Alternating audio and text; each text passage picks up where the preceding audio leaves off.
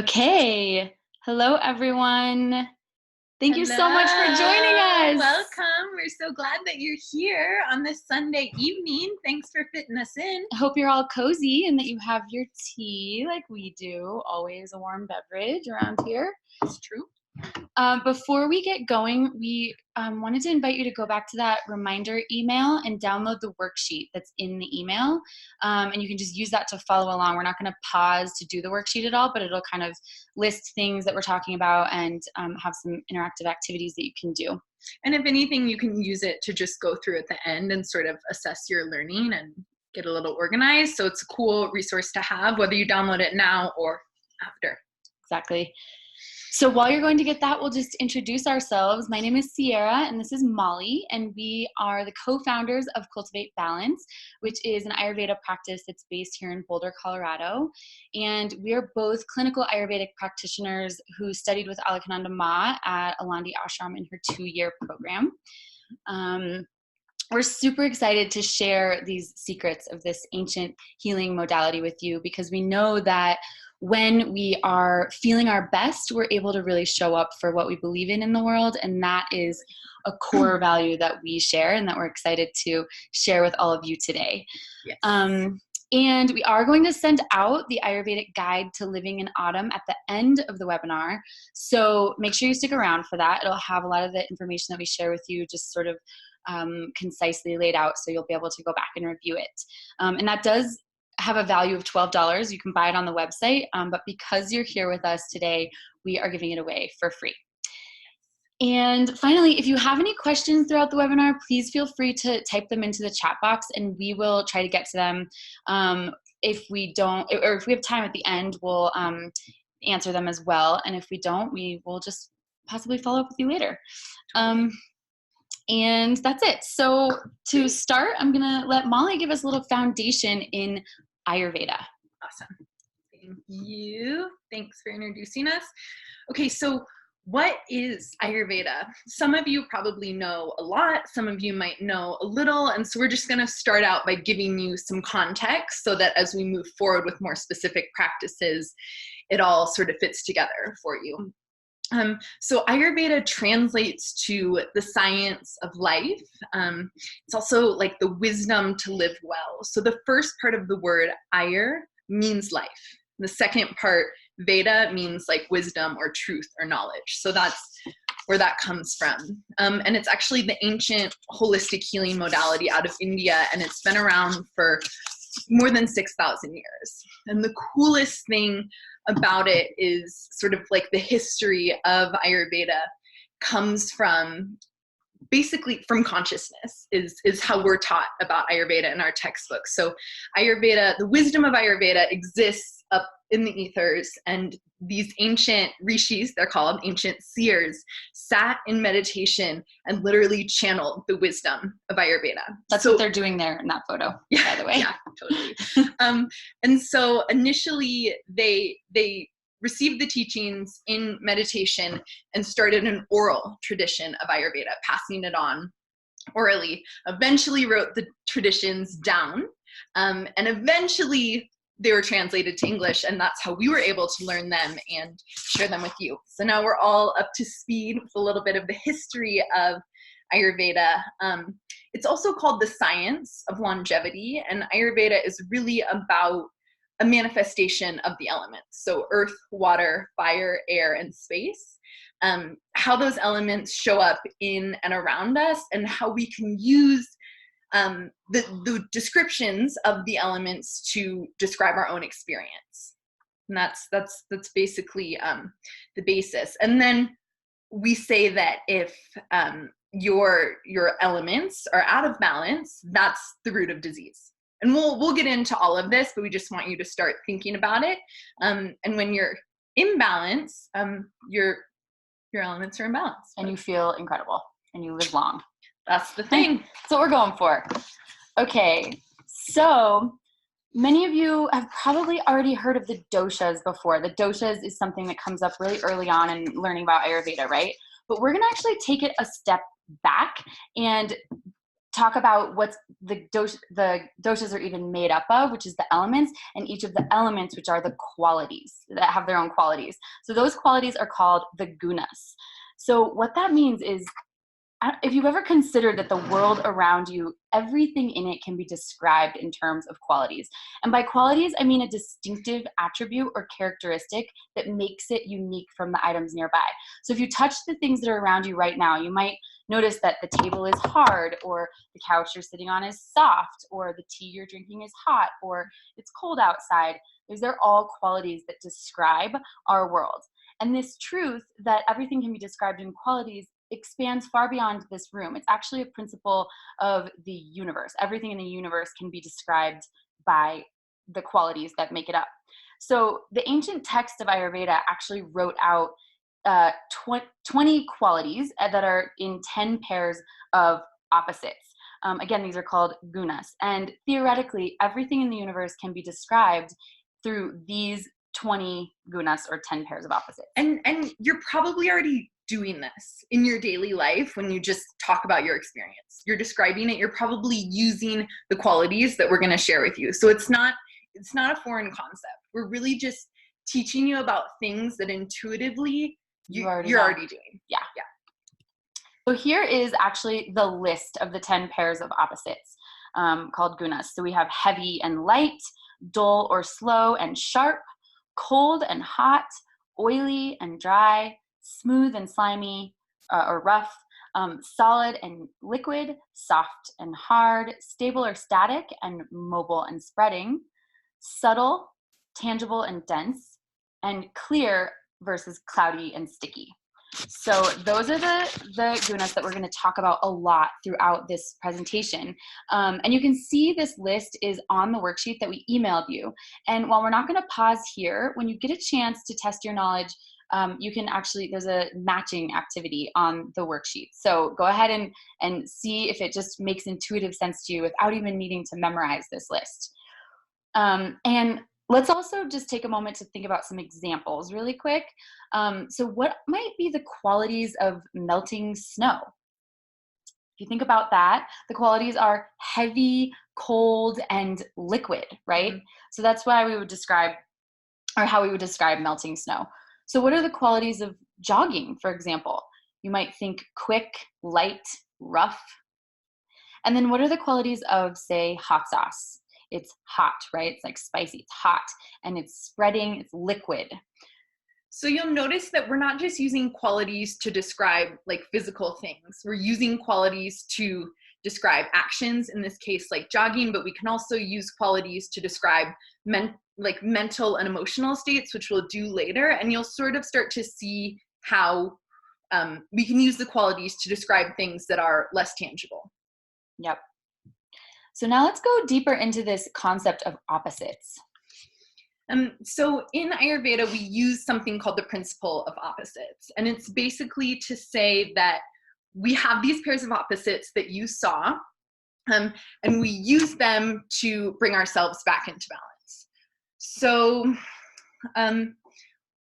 it'll really help if you can start to identify the qualities of an experience that you're having and start to notice what's going on in the world around you. Because then when you start to feel imbalanced and you notice what qualities are at play, you can start to think about which qualities would bring you back into balance. Well, it's the opposite qualities, okay? So that's why we use this key teaching in Ayurveda. It's actually one of the foundations of Ayurveda, the principle of opposites, understanding that like increases like. So if you're hot and you go stand in the sun is hot, you're going to feel more hot, okay? And opposites decrease one another. So if you're hot and you go in the air conditioning, you're going to cool down. You're going to feel more balanced. That's all that it is. Principle of opposites, and like increases like. And we use these to understand how to apply Ayurveda to our lives. Gorgeous. Should we talk? So also just one of the ways that this manifests in a subtle sense or an emotional sense is depression. So Ayurvedically speaking, depression is described as a very heavy, just a very heavy emotion. So what a lot of people will do when they feel depressed is they'll eat ice cream. Well, ice cream is also a very heavy, dense, cold, food. So then you eat that ice cream, and then how do you feel afterwards? You feel more depressed. You feel more depressed. You feel heavier, more lethargic. It's that like increasing like. So you're furthering the imbalance by making that choice in your diet. It's all connected. Right. Whereas if you were feeling depressed and heavy, then if you went on a jog, which, might be kind of hard to inspire yourself to do that when you're feeling depressed. But if you go on a jog, and jogging is light and rough and mobile, which is the opposite qualities of heavy and dense and slow, which is depression, then you're going to basically get yourself out of that funk really quickly by applying the opposite qualities. So it brings it back to this idea of sort of identifying, being able to describe your experience, and then to understand what you need to either stay in balance or what you could apply to feel more balanced in that experience. And the better you get at this, the more it becomes a really quick tool. So you don't even experience the full depression because you just intuitively know that you need to take a brisk walk instead of eating ice cream, or whatever the example is in your case. Yes. So, as I mentioned before, some of you have probably heard of Vata, Pitta, and Kapha, which are the doshas. And these sets of qualities are also embodied in the doshas. These are 3 basic types of energy or functional principles, and they share the qualities of the elements that make them up. So when I say elements, I'm talking about the elements of our world. So ether or space, air, water, fire, and earth. And when I say functional principles, I mean that they help govern how the mechanics of the universe, body, and mind work. So Ayurveda groups the 5 elements into these 3 doshas. Vata is the most subtle, and it is made up of ether or space and air. Pitta is gaining in density, and it is hot. It's made up of fire and a little bit of water. And Kapha is the most dense dosha, and it's made of water and earth. So we're going to go just over those a little more detail. And I just want to say, when we talk about the doshas in terms of the elements, you don't have to think of it so literally, like there's water in your body, earth or fire or whatever. You can think of it more in terms of the energy of the elements, just like we were describing sort of like the energy of depression as heavy. So if you're more of a kapha, like an earth and water person, you have qualities like earth and water. We're using the elements as a tool to relate to your experience. Describe. Yeah, that's great. So let's go into a little bit more detail about each one of them just really quickly. So Vata is air and space, and like air and space, it embodies the energy of movement. It is said to manifest in the world and in ourselves with the qualities of cold, dry, light, rough, mobile, clear, and subtle. This means that the opposite qualities are hot, oily, heavy, smooth, static, cloudy, and tangible or dense. And you'll really want to keep this in mind for the duration of this workshop, because this specific element is what we are going to dive deeply into for autumn. Yes. So Pitta, like fire, embodies the energy of transformation, digestion, or metabolism. It is said to manifest in the world and in ourselves with the qualities of hot, sharp, liquid, mobile, and oily. This means that the opposite qualities of Pitta are cold, heavy, dense, solid, static, and dry. Now, Kapha, which is made of water and earth, Kapha embodies the energy of building, lubrication, and holding structure, and it is said to manifest in the world and in ourselves with the qualities of heavy, slow, cold, oily, slimy, static, cloudy, and gross. So the opposite qualities of Kapha are light, sharp, hot, dry, rough, mobile, clear, and subtle. So the more we understand how the doshas manifest in the world around us, the deeper the appreciation we can have for ourselves, and the more we can really begin to find balance as the world shifts around us during the seasons. Totally. And then we get into something called prakriti, which you might have heard described as like your mind-body type or your birth constitution. And it's basically the unique composition of doshas that exist within you. So we all have Vata, Pitta, and Kapha energy within us that manifests within us, but it shows up in different ratios, and those ratios are responsible for the way that our bodies look, the way that we engage in the world, our emotional state, our whole experience of mind, body, and personality are a result of our prakriti or our mind-body type. And it's gonna manifest a little bit differently for everyone. And one of the key ideas in understanding your mind-body type is whichever dosha is the strongest or the highest ratio is the one that's most likely to go out of balance. It's sort of the one that's most likely to take over. And so usually when you hear people talking about like, oh, I'm Kapha or I'm Pitta or I'm Vata, they're talking about the dominant dosha within their prakriti, the dosha that's most likely to go out of balance, the one that they have to pay a little more special attention to, and the one that's likely to really like drive their personality and their way of being in the world. Let me change that for me. Thank you. Which leads us to something called Vikriti. Maybe you've heard of it, maybe you haven't, but it's something that we use to compare Prakriti to. So you have your Prakriti, your mind-body type, which is your baseline balance. And then you have to sort of keep in mind that every day our balance fluctuates. We're affected by things around us, things that we eat, and we come sort of in and out of balance. And in those moments when we go out of balance, we call that Vikriti. And like I said, usually your dominant dosha is the one that comes out of balance in your Vikriti. And so during autumn, when we start to go out of balance, that is your Vikriti speaking up. That is your state of imbalance being impacted by the qualities around us in the changing season. Yes. Yeah, so all of this is leading up to what we're really here to talk about, which is the seasons, the fall season. How does all of this, why does all of this matter for when the seasons shift? Is it because the qualities around us are shifting as the weather changes? Well, it is indeed. So let's go into seasons and talk a little bit about the different seasons and what doshas are at play, doshas and elements. Doshas and qualities are at play during each of the seasons. So the seasons are defined actually by the qualities and the dominant doshas at play. So Vata season, which is what's actually occurring now, occurs when the weather embodies a majority of the qualities that relate to Vata.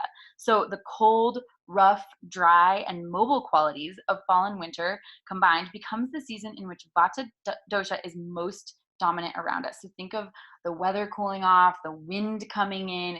You get that crispy feeling in the air, a little bit of a chill. So in Colorado, where we live, this season occurs October through February and is synonymous with basically fall and winter.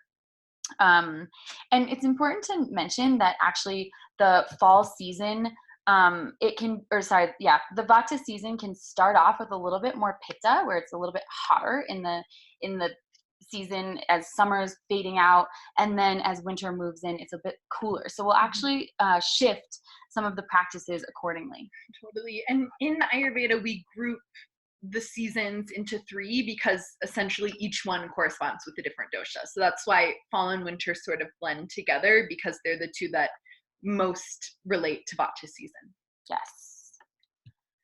So Kapha season occurs when the weather embodies a majority of the qualities that relate to Kapha. So what does that mean? That means cold, wet, liquid, heavy, slow, and stable. So we talked about melting snow, right? Also just that earthy feeling of the spring. This is all Kapha dosha. So in Colorado, where we are, this season occurs March through May, and again is synonymous with spring. And as you all might realize already, summer is Pitta season. So Pitta season occurs when the weather embodies the majority of the qualities that relate to Pitta. Summer shows up in our surroundings as hot, sharp, light, and liquid, just like Pitta season. And here in Colorado, that occurs June through September. Let's talk a little bit about autumn in Colorado. I know not all of you are in Colorado, and we'll talk about that too. But here we're experiencing the qualities of cold, dry, light, rough, mobile, clear, and subtle. We're really noticing that change in season from Pitta season to Vata season. It's pretty drastic out here. But wherever you are in the States, at least, you're probably noticing that the season is changing. Even if it's subtle, it's becoming slightly more cool, more crisp, a little more breeze coming through. And it doesn't have to be such a drastic change for us to make subtle changes in our wellness practices, which is why we're talking about seasonal practices that we can all be doing, whether or not we're in Colorado, and we're about to get into those practices.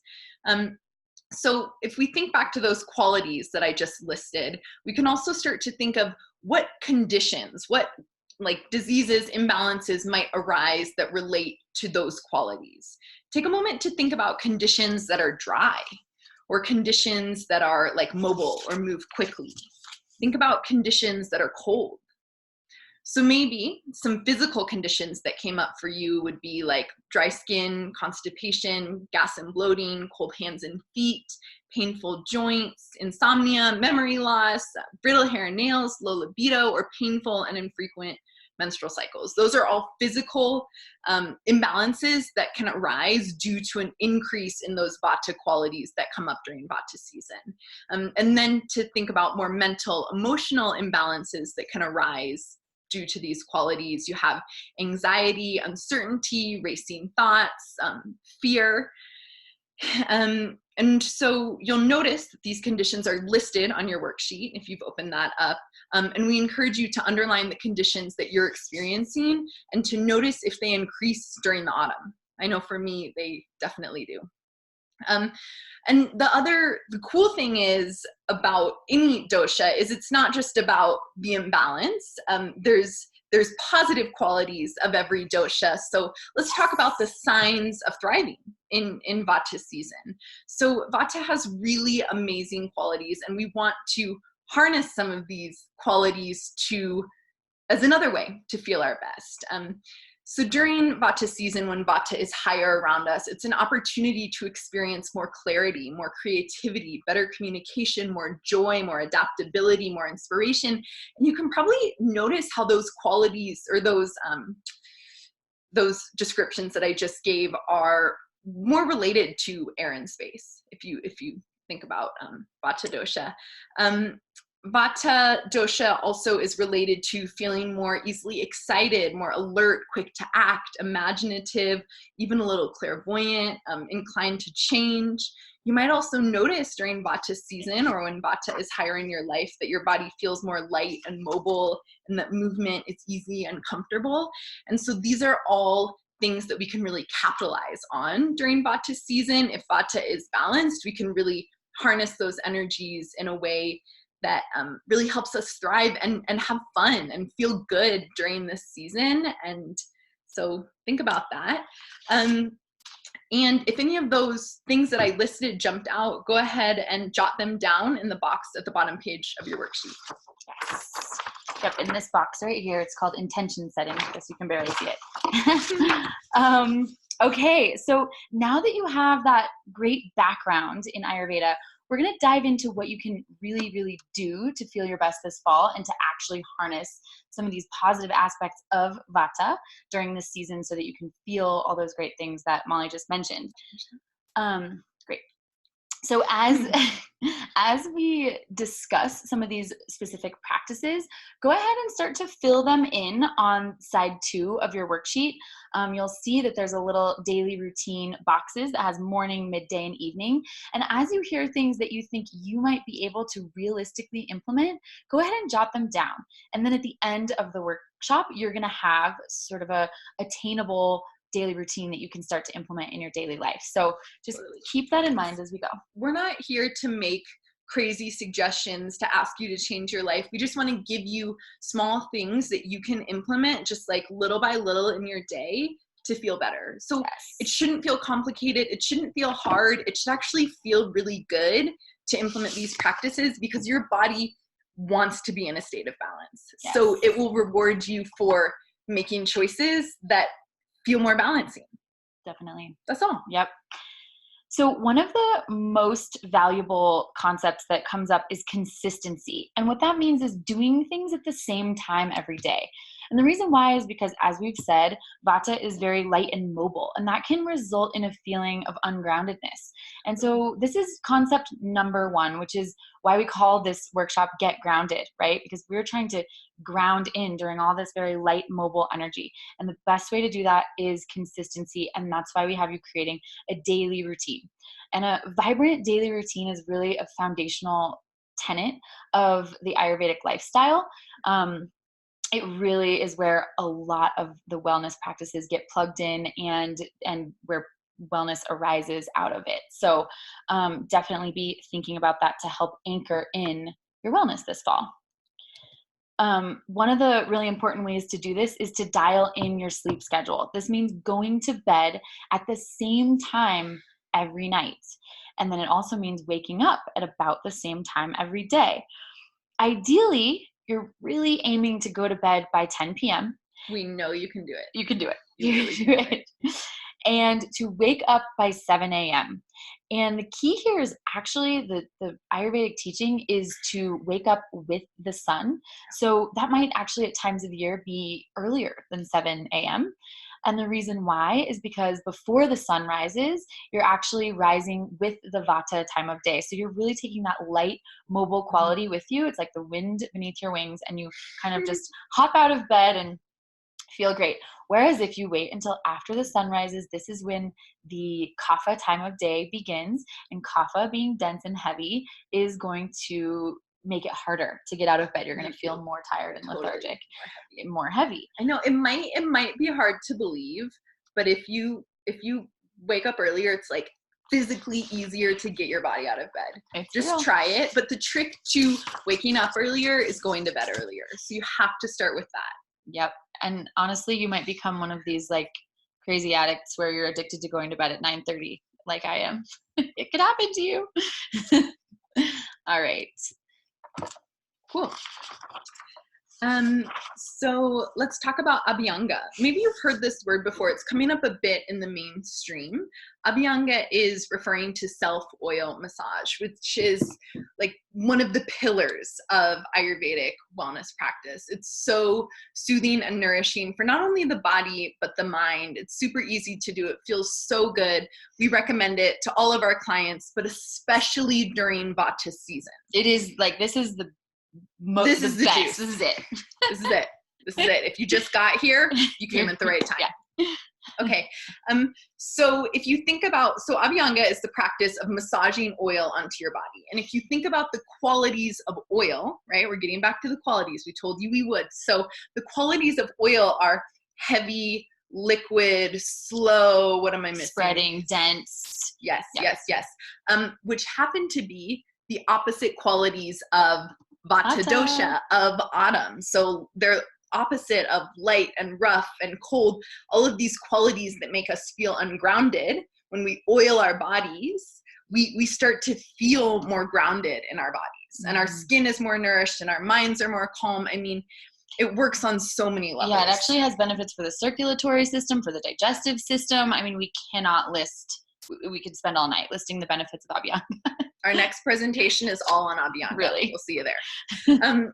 So not only does Abhyanga decrease excessive Vata, which comes up during Vata season, fall and winter, but it decreases then the associated imbalances that come up when Vata starts to get too high. So you might notice that Abhyanga can help lower things like anxiety, which is associated with high Vata, insomnia, sleeplessness, gas, bloating, constipation, a scattered mind. Abhyanga will ground and support your body through all of those Vata imbalances. It makes such a huge difference. So let's talk about how to do it. So ideally, you want the oil to be a little bit warm. Normally what I do is I boil some water, I pour it into a mug, and then I just put my bottle of oil in the mug and let it sit for a couple minutes. And let's talk real quick about what type of oil to use. I think a very great middle of the road in terms of dosha, tridoshic, you could say, is sunflower oil. Yeah. You can also use sesame oil. Sesame is going to be more warming, but it does have the sesame smell, so you've got to like warm up to that. I'm gonna get into that. Yeah, so sunflower is a great way to go during the summer. Coconut oil, because it is cooling. Almond oil is fine too, but just like to simplify, get yourself some sunflower oil. It's super light, easy to use, really nice. Doesn't smell like much. Yeah. So you warm up your oil. You put some in your hand, and ideally you're going to start on your head. You're going to put some oil on your fingertips and actually massage it into your scalp. And this will like help with hair growth and a million other things, dry scalp. It's like the best. When I was in India, I would see mothers sitting outside, like oiling their daughter's hair all day long. It's so important, and it's such a part of the tradition. And I think out here, people don't always get that because they don't want their hair to look greasy, but I say oil your head at night and then just shower and wash it out in the morning. It'll come out with shampoo, and it'll make your hair like stronger and nicer and support your brain and everything. So you start on your head, move down to your ears, very important. And then you're going to make your way to your limbs. And the technique for massaging your limbs is to do long strokes on the joint or on the bone toward the heart, and circular strokes on the joint. Long strokes on the bone, circular strokes on the joint. We're moving toward the heart. You do the other arm, you do the legs. When you get to the belly, you look down and you massage clockwise. So that's the direction that digestion is moving. But Ayurveda is all about supporting digestion, which is also another presentation. And then lastly, you're going to oil your feet, which is also super important. It's going to be the most grounding part of this entire practice. And I always tell my clients, if you don't have time to oil your whole body, that's okay. That might be more like a once a week thing. For me, it's like once or twice a week that I do my whole body, but I oil my feet every night before bed, and I swear by it. It really helps me sleep. It helps ground my mind. It helps sort of quiet my mind. And it's super soothing, super luxurious. So if you're going to do one thing, oil your feet. Someone asked how they could get the worksheet, and it is in the email, the registration or the reminder email, just so you know. Yes. So that's a little bit about Abhyanga. You can tell that we just love it more than anything. And if you want recommendations for where to get your oils, we have those too. So yeah, holler. And I think too, I don't know if you mentioned that traditionally in Ayurveda, you would oil your body and then shower, take a hot shower. So it's a little bit opposite of what I think sometimes people think oil when you get out of the shower, but the hot water actually helps open your pores and have the oil seep in and actually get into those subtle channels to really help soothe Vata. So it's like the best thing to do before a bath. If you're a bath person, especially, and you want like a whole ritual, oil your body and get in a warm bath, and you will be incredible. Forever better. Incredible. I just did it. All right. So another recommendation for soothing Vata is to actually take exercise at quite a bit more gentle pace. For all doshas, actually, according to Ayurveda, the goal is to only exercise to about half of your capacity and for about 30 to 60 minutes. But specifically in the fall, you want to really reel it in on like the trail running, the jogging, the really light, rough, mobile exercises where you're getting really out of breath and rapid breathing. That's actually going to, as we say, provoke your Vata a lot more. So during this time of year, you want to really focus on grounding and slow movements. So it's a great time of year to be hunkering into your yoga practice. Some of the best asanas or poses that we have recognized as being great during this season are some of the most simple ones, really. Cat, cow, down dog, child's pose, or legs up the wall. Just anything that you can think of that's actually moving you at a bit slower of a pace. And like connecting you to the earth. It's like coming back to that idea of the importance of grounding. Yeah. And I know that in Western culture, we think like more is better, and we never want to slow down, and it can be hard for people to slow down, but this is the time to do it, and your body and your mind will really reward you for that. And that's not to say like sit at home all day. It's just like maybe instead of going for a jog, you go for a hike. Yeah, just a walk. Just it's really all about tuning into your intuition, because if you ask yourself, what do I need right now, and the wind is blowing so crazy outside, you probably don't need to go for a jog. You probably need to like stay home and do some yoga in your house, and that's okay too. So part of the practice of Ayurveda is knowing that your body naturally wants to bring you back into balance, and if we slow down enough to check in and to ask ourselves like, what would actually feel good? What would taste good right now? What does my body really need? Your body will usually tell you, because it wants to return to balance. Yes. So just pay check attention in. to that. Yeah, you might tune in. You might not need to go for a jog right now. That's all I'm saying. Maybe you do. Tune in a bit more. And just while we're on exercise, one of our absolute favorite things to do is take a walk right after lunch. So as you're looking at your worksheet, right there in the midday section, we have actually added take a walk after lunch for you, because we just love this practice, and it's a great way to get exercise in the middle of the day in just a really gentle manner. Yep, totally. Mm-hmm.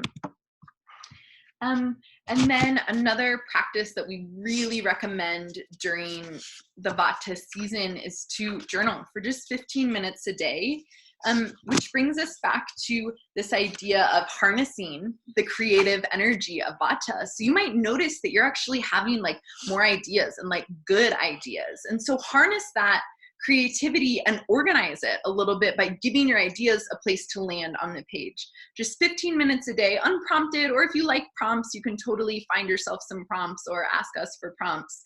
But just see what comes up. It will help ground your thoughts also, because this can be a more hectic time.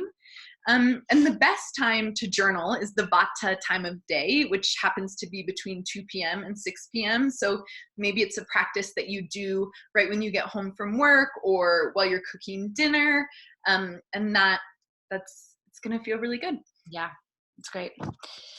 And then and then another really simple practice is to spend more time grounding in nature. So literally take your shoes off and like stand on the earth, and also spend more time around earth and water and rocks, all of these natural elements around you. Just being in their presence will help make your body feel more grounded, which will help make your mind feel more calm. Get grounded. Get grounded. We called it that for a reason. Ready? Yeah. So let's talk about food. And food is sort of something that I think just comes up naturally in the fall. It's harvest time, right? Soup season. At this time of year, our digestive fire is actually really revving up. When our surroundings cool down, the body is actually pulling heat inward, and our digestive, that's to maintain body temperature. And then by proxy, our digestive fire actually heats up. And so we have a more robust digestive system and a greater capacity to digest really dense and heavy foods at this time, which it's no coincidence that this is when we're actually harvesting some of these more dense vegetables, like the winter squashes, like you can see the soup photo there. It's also a great time to be processing higher protein and higher fat foods. So this is really a time to kind of indulge in some really delicious, nourishing foods. So yes, to incorporate more heavy, grounding, and warming items. Warm is a really key component here, especially as that weather cools off more and more as we get more toward the winter side of the season. You're always going to be wanting to have warm foods. And actually, from an Ayurvedic perspective, you mostly want to be eating warm foods anyway, but it's especially important at this time of the year.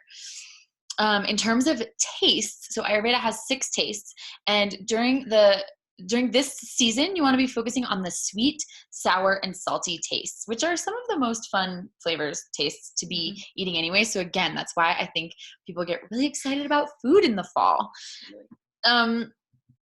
So you want your food to be well cooked, well oiled. So lots of that oil, same reason we're using it on our skin, on our body. We're going to also be eating it. It's going to ground you in. And well spiced foods. And we'll talk a little bit more about what spices you should especially be eating right now. And when we talk about oiled foods, we don't mean like fried foods. We mean like healthy fats, olive oil, coconut oil, ghee, like grass-fed butter. Sauteed vegetables, adding ghee to your soup. Yeah, definitely not fried foods. Thank you. Great clarification. Let's see here. So specific foods that you want to be eating, again, foods that are in season. So root vegetables, winter squash, roasted nuts and seeds, raw honey, which is actually heating, or maple syrup for that sweet taste. Ghee or coconut oil, like we mentioned, just always high quality fats. Oats, milk, red lentils, mung beans, sprouted wheat, seitan. You kind of get the idea here. They're definitely the more dense foods, so that's kind of fun, you know. Spices. So really all of the spices, but just to give you some ideas: cumin, coriander, fennel, turmeric, ginger, fenugreek, ajwain, cardamom, cinnamon, bay, nutmeg, black pepper, salt, actually, because that salty flavor taste is important during this time, hing, curry, saffron, parsley, oregano, garlic. Those are all going to be listed on the handout that we're going to give you at the end as well, so don't feel like you have to be scrambling to write them down. Pumpkin spice, right? Does everyone understand now why pumpkin spice is such a big part of our culture? Like, because it's actually your body innate is just wisdom. trying to bring itself back into balance. It's pretty cool. But just like none of that like natural flavored stuff, you know, like nutmeg, cinnamon, like the actual pumpkin and actual spice. That's the key. Yeah. Fruit, if you're eating fruit during this time, it's really best to stew it with maybe some ghee and some spices. So heating up your apples on the stove with cinnamon and cardamom and some ghee. Also same with peaches, and then eating bananas, mango, fruit's great during this time. Resiliency and immunity are especially increased during this season with wholesome sweet foods such as basmati rice, which is actually considered to have a sweet taste, dates, sweet potato, ghee, always ghee. You know, Ayurveda is a big fan of the ghee, and this is a great time to be eating it. Dairy and saffron, those can all help actually boost your immunity and just resiliency during this season. And you won't be surprised to hear that it is best to maintain consistency of your meal times. So eating at the same time every day. Okay, also, this is one of the best times to ramp up fall beverages. So warm beverages. For the rest of the season, you won't catch either of us without a warm beverage nearby. So staying hydrated is one of the most important reasons why we do that, because again, Vata season, it's dry, right? So we want to stay really hydrated. Warmth is really key. We're not drinking ice water right now. We're drinking warm tea. We're drinking warm lemon honey water, which again is something that we put on the morning part of your routine. It's really, really great to wake up first thing in the morning and drink warm water with a squeeze of lemon and a little bit of honey in there. And that's actually going to help kickstart your digestive system, get you hydrated, and also ground you in. Lemon is also warming. So warm lemon honey water. You do like 16 ounces of warm water, the juice of 1 lemon wedge, and about half a teaspoon of honey to make that warm morning beverage. Also, on the handout, the fall handout, we are going to give you a golden milk recipe. And golden milk is just incredible because generally made with dairy, although there are dairy-free options, it's warm, heavy, well-spiced, and that's why it just really helps ground you in. So get your warm beverages on lock this season. And that will be, like she said, on the guide, which we'll send you at the end of this. Yes. Just a reminder about that. Yep. All right. And let's talk about some things to reduce at this time. So screen time, for example, can be really stimulating to the mind, which aggravates Vata dosha. So we say to turn off your screens by 9 p.m. The rishis said that 5,000 years ago. Yeah, they said turn your screens off. They knew. Turn off your screens by 9 p.m. I know that means like no Netflix in bed, but I think you can work it out. There's like books and other, you can like talk to someone, bring some tea. Do legs up the wall. Do legs up the wall. Yeah, there's like a million things you can do other than look at a screen. In bed. I know we have you on a screen right now, but that's just the way of the world. So screens are stimulating and they're activating, right? The blue light on a screen actually sort of like messes with our circadian rhythm, which is what helps us fall asleep and wake up at the right time. So if we look at screens too much, especially when we're trying to wind down, it's going to make it really hard to go to sleep. And if we're not sleeping well, we're aggravating Vata even more. And we just can't have that this season because we really want you guys to thrive. Mm-hmm. That's all. So turn off your screens by 9 p.m. I put my phone on airplane mode and just like plug it in and leave it alone. And another thing to avoid during this time is long periods of fasting. And I know intermittent fasting comes up a lot in health trends right now. This just isn't really the time to do it. Don't like avoid eating for multiple days on end right now. Do it in like, the spring when it's Kapha season. Totally, that's like Kapha time can to handle cleanse. it. Yeah, But Vata right can't handle now, it. the body's a bit more fragile. It's not a great time to fast. And you probably notice that you're like a little more hungry anyway. So just listen to your body on that one, as always. Another thing to avoid is excessive exposure to wind, right? Because Vata is associated with the wind element. So increased wind around you will increase Vata within you. And that can lead to all those Vata imbalances that we've discussed, you know, anxious mind, constipation, gas and bloating, a million things. So avoid exposure to wind, because those qualities can bring you further out of balance during this season. And the last thing to avoid, which Sarah touched on a little bit when she was talking about cooked foods, is avoid raw, cold food right now. It's not the time to be eating salads and smoothies. We have a whole thing on that in Ayurveda. It's usually not the time, but it's especially not the time right now. Cook your food, get those qualities that are going to be most balancing for you during this season. Raw food is cold and rough and dry and very aggravating to Vata dosha. It's likely to increase gas and bloating, especially during this time. We want you to be comfortable in your body. We want you to feel good. Raw food is not going to do it for you right now. Really, we can't emphasize that enough. Really, we cannot. Should I say it again? Yeah, I should have put that on the screen. Yeah. So great. So after the workshop ends, we invite you to finish that worksheet that you're working on, and like we said, that will result in a simple and attainable daily routine that is really going to help you feel better, and hopefully you'll feel all of the things that you wrote down into your intention box on the other side of the worksheet. And let's see, so you've just gotten a taste of the wise and amazingly indulgent medicine that is Ayurveda. And everything that we've shared with you so far, I think, as Molly mentioned, has been passed down for literally thousands of years, which is the coolest shit ever. Pretty freaking cool. But honestly, we have barely scratched the surface of this deeply transformative knowledge that is available through this healing modality.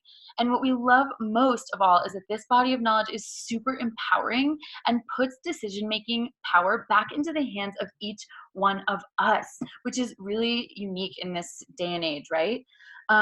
This becomes the lens through which we see the world and provides a context for understanding how to feel better so that we can fully show up in our lives and fully show up for what we believe in. This is why Ayurveda is so important right now, because it helps us understand and love ourselves more and feel better so we can really show up for what's important. The world is crazy right now. Like, now is your moment and our moment and all of our moments to feel better so that we can show up to make change, because now's the time. Now's the time. We gotta be feeling our best. We gotta be at our best.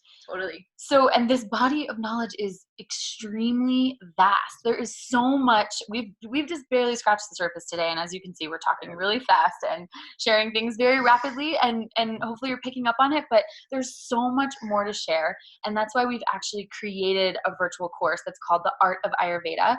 And Molly's going to share a little bit more about it with you right now, just so that Let you me can tell you about it. Some of you might have heard me talk about it before, but I'll tell you again. So we have this wellness course. It's called the Art of Ayurveda, Ancient Secrets for Self-Care. It's a super cool online wellness course, participatory, so you can get into it, take your time, do your thing. And it's got 3 parts. So the first part 1, is elements of wellness. It's all about the gunas, so the qualities of Ayurveda, prakriti, vikriti, the doshas, some of the stuff that we barely touched on in the beginning of this, we really go into in depth. We also talk about the root of disease and sort of how that works and what to do with imbalances in terms of qualities and all of that. It's really, really compelling, and it really sets the foundation for being able to bring in more and more Ayurveda in your life in a way that is empowering for you. Yes. So part 2 of this course is called Nourishment for Vitality. And this part is all about digestion and toxicity and elimination. And as you probably know, digestion is the center of all health. I mean, Western medicine is like just starting to understand this right now. It's something that Ayurveda has known for thousands of years. Yeah. If your gut is healthy and happy and you're having good, comfortable digestion, you're probably sleeping well, you're probably feeling pretty good, you're probably having a good mood. It's all related.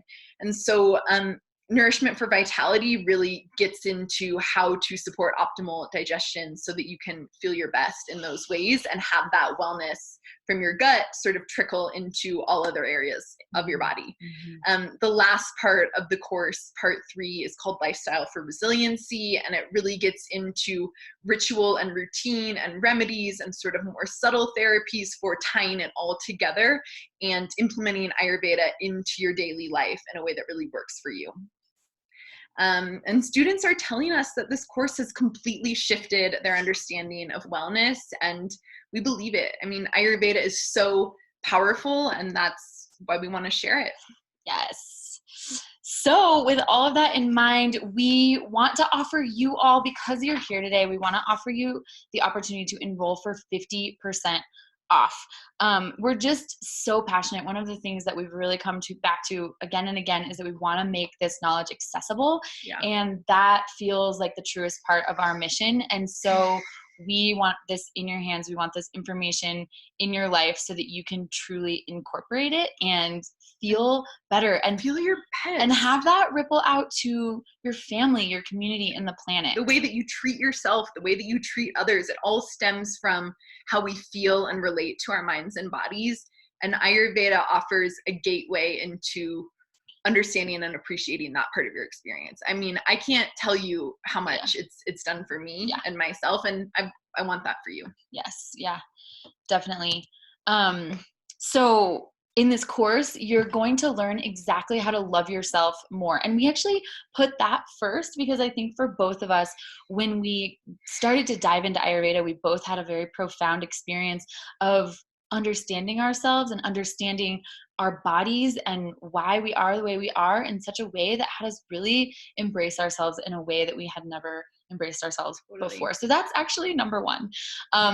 You'll also improve digestion. I heard a statistic over the weekend at the Colorado Ayurveda conference that like 78% of people are struggling or having abnormal digestion every day. And with Ayurveda, that part 2 of this course, you are going to get your digestion on track.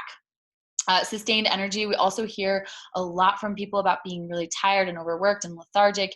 This Ayurveda, you will learn to sustain your energy, enhance your mood, and also prevent disease. Ayurveda is really a preventative medicine, and if you can keep your doshas in balance on a day-to-day basis, disease cannot manifest. So if you want to live your longest, most vital life, Ayurveda is really the key. So, and it just gives you a new perspective on yourself and the world around you. It's actually, like we said, becomes a lens through which you view the world. So, super cool. So let's talk about what's included. 18 modules of self-paced learning material, access to a private Facebook group that Sierra and I are both in and checking all the time. We respond, we answer questions, we keep you in the loop, we share information. It's a super great way to stay connected and to feel really clear on what you're learning.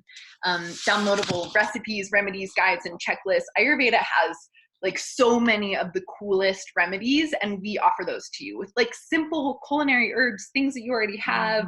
We'll teach you how to make ghee. We offer checklists. Also tools for inspiring your body to function optimally and heal itself. Just like what I was talking about, this idea that your body naturally wants to heal itself. So how can we tune in and listen a little more clearly to just let that happen naturally? We will give you the tools to make that happen. And the last thing is a certificate of completion in the Art of Ayurveda.